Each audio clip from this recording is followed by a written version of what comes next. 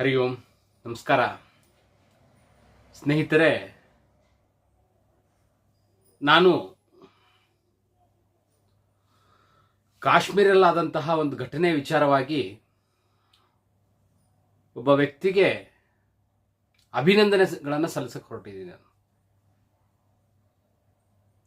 ಯಾವ ವಿಚಾರಕ್ಕೆ ನೀವು ತಿಳ್ಕೊಳ್ಬಹುದು. ನಾನೇನಾದರೂ ಇವಾಗ ಮಾತಾಡಿದ್ರೆ ಇವರು ಕಾಂಗ್ರೆಸ್ ಏಜೆಂಟ್ರು, ಕಾಂಗ್ರೆಸ್ ಫಾಲೋವರ್ಸ್ ಅಂಥೇಳಿ. ಒಂದು ಹೇಳ್ತೀನಿ ಕೇಳಿ, ಭಾರತೀಯ ಜನತಾ ಪಕ್ಷದವರ ಜೊತೆಗೆ ಮದುವೆ ಆಗಿಬಿಟ್ಟೆ ಹಿಂದೂ ಸಂಘಟನೆ ಕಾರ್ಯಕರ್ತರದ್ದು. ಹಿಂದೂ ಸಂಪ್ರದಾಯ ಪ್ರಕಾರ ಡಿವೋರ್ಸ್ ಅನ್ನೋ ಮಾತೇ ಇಲ್ಲ ನಮ್ಮಲ್ಲಿ. ಆದರೆ ಅವ್ರು ಮಾಡುವಂತಹ ಹಲ್ಕಟ್ಟು ಕೆಲಸಕ್ಕೆ ನಾವು ಅವ್ರನ್ನ ಬೈತಾ ಇದ್ದೀವಿ, ಬೇರೆ ಪಕ್ಷ ಕಟ್ಟಬೇಕನ್ನುವಂಥ ನಿರ್ಧಾರ ಮಾಡ್ತಿದ್ದೀವಿ. ಆದರೆ ಕಾಂಗ್ರೆಸ್ ಜೊತೆಗೆ ನಾವು ಯಾರೂ ಜಾಯಿನ್ ಆಗೋದಿಲ್ಲ. ಸಂತೋಷ್ ಲಾಡ್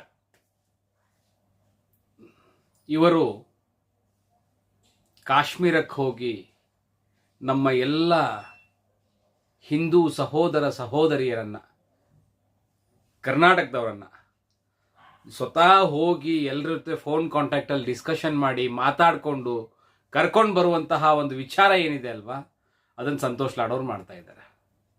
ಸೊ ಆ ಒಂದು ಕಾರಣಕ್ಕೆ ಅವರಿಗೆ ತುಂಬು ಹೃದಯದ ಧನ್ಯವಾದಗಳನ್ನು ಅರ್ಪಣೆ ಮಾಡ್ತಾ ಇದ್ದೇನೆ. ಸಂತೋಷ್ ಲಾಡ್ ಅವರೇ, ನಿಮಗೆ ದೇವರು ಆರೋಗ್ಯ, ಆಯಸ್ಸು, ಅಭಿವೃದ್ಧಿ ಕೊಡಲಿ ಅಂಥೇಳಿ ಆ ಅಂಜನಾದ್ರಿ ಪರ್ವತದ ಅಂಜನಾದೇವಿ ಹಾಗೂ ಆಂಜನೇಯನಲ್ಲಿ ಪ್ರಾರ್ಥನೆ ಮಾಡ್ತೇನೆ. ನೀವೇನು ಎಡಬಿಡಂಗಿ ಹಿಂದೂಗಳಿದ್ದೀರಲ್ಲ, ನನ್ನ ಬಗ್ಗೆ ಕಾಂಗ್ರೆಸ್ ಫಾಲೋವರ್ಸು, ಕಾಂಗ್ರೆಸ್ ಏಜೆಂಟ್ ಅಂತ ಹೇಳಿ ತಿಳ್ಕೊಂಡು ಬೊಂಬಡಿ ಹೊಡ್ಕೊಂಡ್ರು ನಾನು ತಲೆ ಕೆಡಿಸ್ಕೊಳ್ಳೋದಿಲ್ಲ. ನಾನು ಫಸ್ಟಲ್ಲೇ ಹೇಳಿಬಿಟ್ಟಿದ್ದೀನಿ, ಹಿಂದುತ್ವದ ಆಧಾರದ ಮೇಲೆ ಜೀವನ ಮಾಡ್ತಿದ್ವಿ, ಹಿಂದೂ ಸಂಘಟನೆ ಕೆಲಸ ಮಾಡ್ತಾ ಇದ್ದೀವಿ. ಆದರೆ ಮಾನವೀಯತೆ ಮೆರೆದಂತಹ ಮಹಾನ್ ವ್ಯಕ್ತಿ ಸಂತೋಷ್ ಲಾಡ್ ಅವರಿಗೆ ನಾನು ಅಭಿನಂದನೆಗಳನ್ನು ಸಲ್ಲಿಸ್ತಾ ಇದ್ದೇನೆ. ಕಾಶ್ಮೀರಕ್ಕೆ ಹೋಗಿ ಕರ್ಕೊಂಡು ಬರುವಂತಹ ಒಂದು ಕೆಲಸ, ಸೊ ಲಾಸ್ಟ್ ಟೈಮ್ ನಮ್ಮಲ್ಲಿರುವಂಥ BJP ನಾಯಕರುಗಳು ಯಾರೂ ಕರ್ನಾಟಕದಲ್ಲಿ ಮಾಡಿಲ್ಲ. ಇವಾಗ ಅವ್ರು ಮಾಡ್ತಿದ್ದಾರೆ, ಶ್ಲಾಘನೀಯ. ಸನ್ಮಾನ್ಯ ಸಂತೋಷ್ ಲಾಡ್ ಅವರಿಗೆ ಒಂದು ಪ್ರೋತ್ಸಾಹ ಕೊಡಬೇಕು. ರಾಜಕೀಯ ಬೇರೆ, ಪಕ್ಷಗಳು ಬೇರೆ, ಆದರೆ ಧರ್ಮದಲ್ಲಿ ಸಂತೋಷ್ ಲಾಡ್ ಕೂಡ ನಮ್ಮ ಸಹೋದರರೇ.